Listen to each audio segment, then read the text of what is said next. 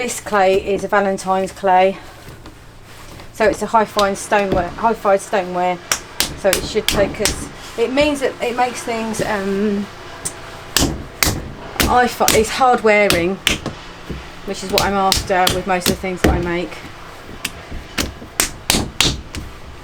So it's really important at this point, this is the whole thing about throwing, is it that this makes contact, so I round it off there so I don't trap any air underneath here, so it's quite a lot. So the bit at the beginning, that's where the noise comes in from that point.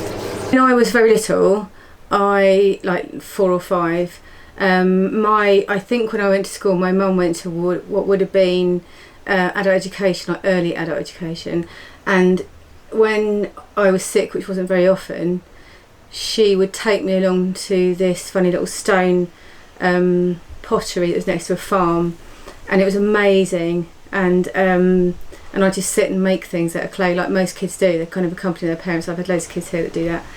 And I never forgot it. And there was just that really lovely smell and that warmth.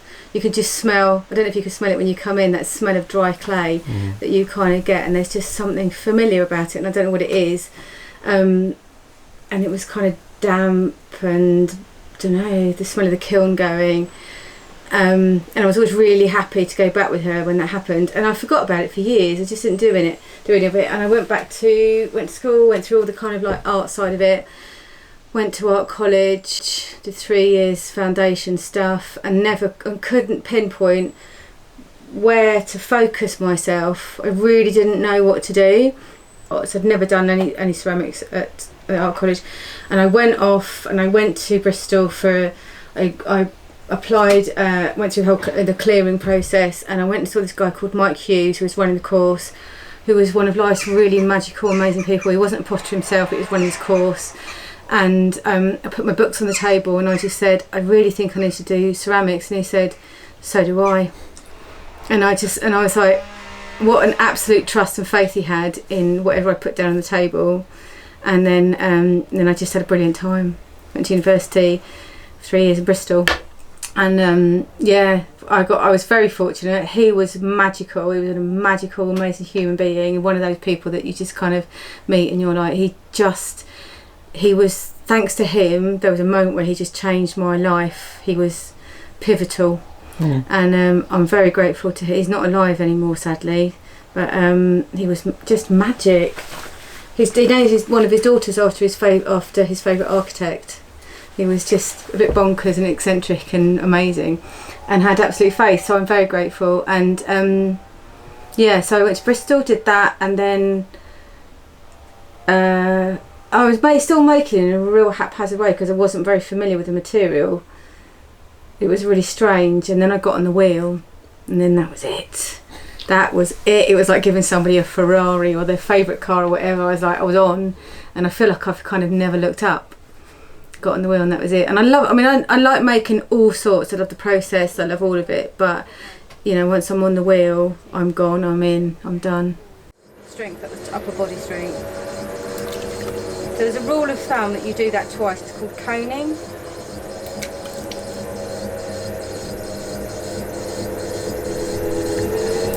And you're conditioning the clay. I'm going to go up again. And I never go as high on the second one. It's all starting to settle itself.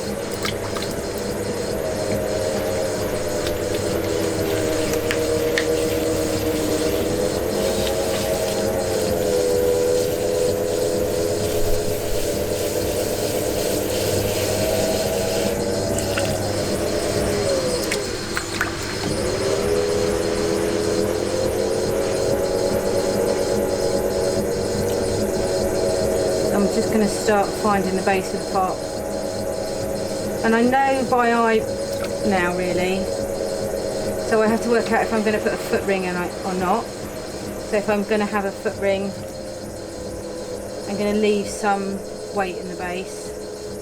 So every time I come on and off, always gentle, you never just let go suddenly or hit back on suddenly. So I'm going to measure the base of that just to see. So I've got about that much in the base. and that'll allow me some clay for a foot ring.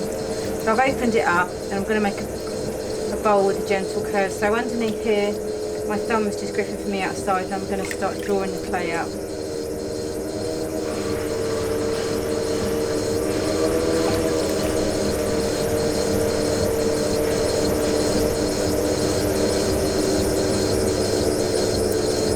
Underneath here, my thumb, I call it my little crab claw, that's doing the main grip. These two talk to each other quicker than these two. There's a moment where I'm going to draw it up, and then my little finger is just compressing the rim to make sure it doesn't go mad and disappear off. I'm going to start drawing some clay up from the side and tucking it right under.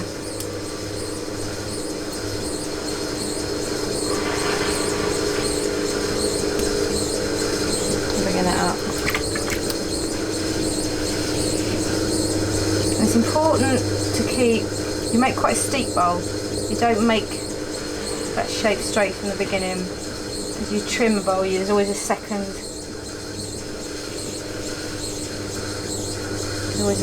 part to the make, and you leave enough in the base down here to hold it, and I refer to it as a bit of a Cuban heel or a platform shoe. So it will just leave enough in. I'm just cleaning out the centre, working out what the middle's doing.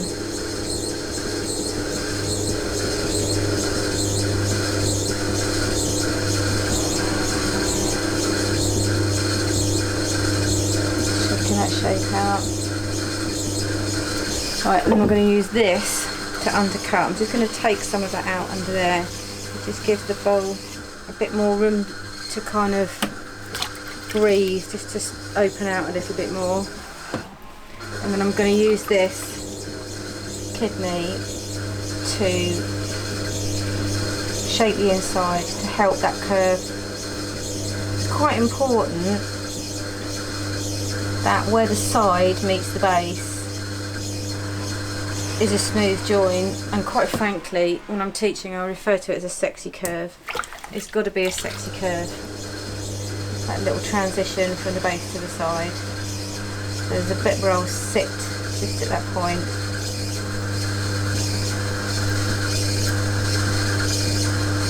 And just walk it round.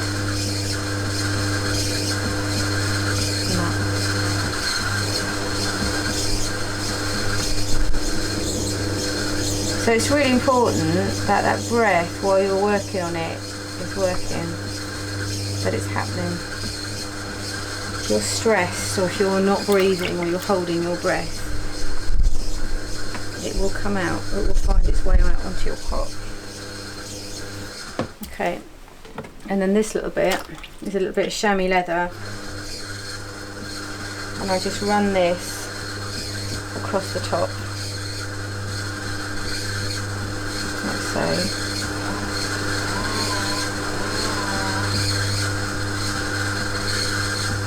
I'll just rock it backwards and forwards. When you're doing this on a cup, it's to make the rim smooth. And somebody once said, you want that rim to be smooth because you need it to be kissable. Because if it's not, you won't go back for another go. So I'm just undercutting it again. I'm always prepping for the next stage. The next part of this journey, and then I'm just gonna wire it off, so just make sure that's clean and go under. Yeah, so I'm going to spin the wheel so it gives it a little fancy shape underneath. Clean off that edge. Ta-da! every rotation it changes, and every rotation you've got to listen. All those conversations need to happen at the same time, and then once you're breathing properly and correct with it, which doesn't take very long, the relationship starts and off you go. But quite often when I throw a board of cups, by number 3 I'm listening properly and it knows, and it says, right, okay, you're listening, I'll let you in now, so it's fine. In the middle is just to stop me from, it can get really mucky. in the middle, and it just helps to keep that moving around a bit cleaner, otherwise it gets a bit slimy. So I'm taking some of the meat out that's in the side of the pot. There's always just a little bit of weight in there that you don't really want.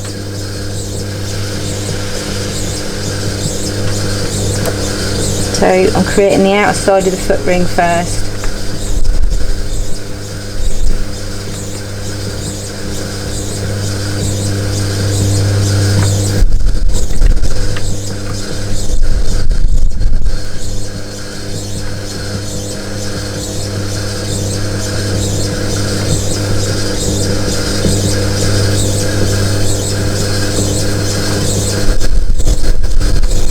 Again, I'm just thinking about that curve all the way down, just making sure it's got a nice smooth journey.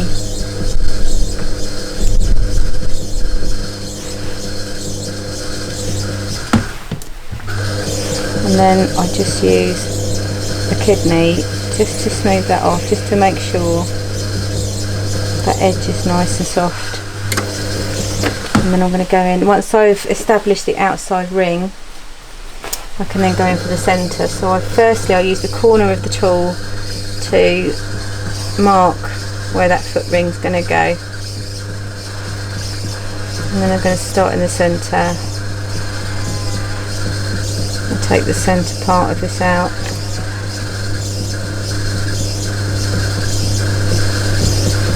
And there's a lean that I do just over to that corner. So you create, what you're doing is creating a bit of an optical illusion. So it looks like you've put a ring on the bottom of a round bowl.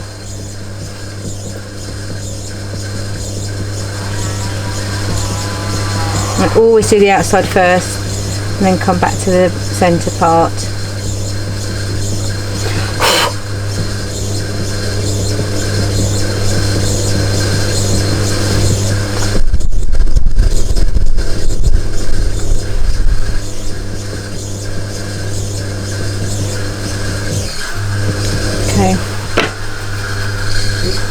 There's a funny thing that happens when I wake up to a shape. So literally as I come round, it's literally as I come round and there'll be a shape and I go, really need to get outside and try and make that shape. And sometimes it's more of a feeling and sometimes it's more of a shape. So there's a bowl here, this was a feeling. I needed to wake up to it and I needed to make this feeling. And I needed to kind of get that thing out of me. But I love watching video. What I love is it's the process. It's not so much the result. I love watching how people work. I love watching people work with their hands and how they use them according to their craft or according to their skill. I get caught in the detail and the whole way the hand will lock or it will move, and all of that muscle memory that happens with a maker, whether they're a chef or they work in jewellery or wood, or it's they're the bits that I love watching. So I'll quite often get caught. My wormholes are watching how people make, not the end result, because quite often these videos, they always end up showing you the process and you never see the end result anyway, and I'm quite happy with that. I just want to see how they get there and what they're doing. So I like watching potters who understand their material, and obviously there's a whole following of people historically that have dug their clay from their land and work with the materials that they've been gifted, and which I would really love to do. I'd love to work like that if it was possible, but it's not really here. So but it is I'm always buying books about natural resources, about how to do it from very little. I'm much better at working with very little than too much. You give me too much, I'll get overcomplicated and I don't understand what I'm doing and I get lost in it. But you give me very little and I'll work much better and much more proficiently. So yeah, process is my thing. my mum died when I was 18, and so before I did any of this, really, before I'd gone back to any of it, I was creative and making and stuff, but she got me to art college, and then she died, and so that whole thing was she didn't continue really with her ceramics. We had some in the house, but there's a bit where I just do wonder if I just kind of got drawn back to it because it connected me slightly. And I mean, I don't overthink it, but there is a little thing where it just feels like I can be in that kind of headspace, and somehow she got me on that journey. She planted that little seed, and there is without a doubt I've transported back into that room when I walk into a hot pottery and I can smell it, and there is that little thing with all that lovely, that it just that whole complete feeling, that full circle of feelings. So I pull my handles from the cup because I was taught to make them complete the whole part of the pot. So I make a nail to start with. No, this is okay. I'm just going to do this. So I'm just going to pull a section. It's not going to be the finished piece, it's just a section of clay. Break it off onto there. Leave that open. And then I'm going to score where the handle will join. So I'm just going to rough the clay out. Take a bit of the slurry. Get my hand behind it. And then I walk it into the cup. A little bit of pressure, and then bring it up. I'm just using the tip of my fingernail to walk that in. So I'm now going to pull it from there. So I'm using kind of the gusset part of my hand. It's that kind of shape. You need to keep switching and changing. So it's important to keep it soft all the way down like that, and every now and then I'll just run my thumb down the centre just to make sure it's still creating that little gallery for your finger to drop into, so it makes it a comfortable hold.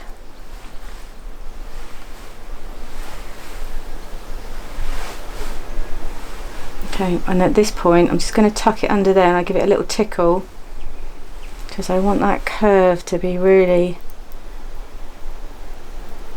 again, it needs to be a little bit sexy. Just as it spins round, bring it round, and then there's that little, make sure it's straight. There we go. 1, 2, 3, and that's the cat's whiskers, that little bit there. That's the bit where everything joins. So I just soften that in just to make sure. I want to leave those maker's marks. This bit I need to fix and smooth round.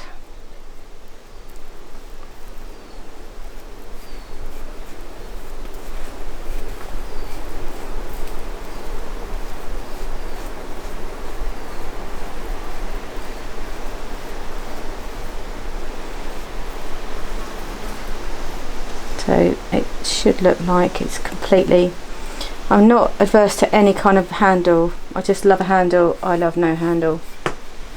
But I was trained to make it complete and part of the pot. And then the last thing I do, apart from stamping it, is I just check it's round. This is called a chuck. And so sometimes I'll trim a pot on here if it's an awkward shape, but it also helps to round up any cups or anything round that needs rounding up. And then, actually, these are my stamps. So then I'll just make my stamp on there. And there it is.